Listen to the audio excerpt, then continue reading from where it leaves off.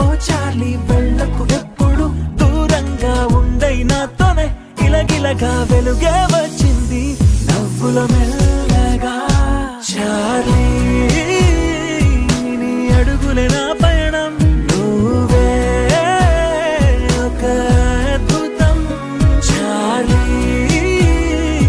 ప్రతి నిమిషం కొత్త దినం చార్లీ చార్లీ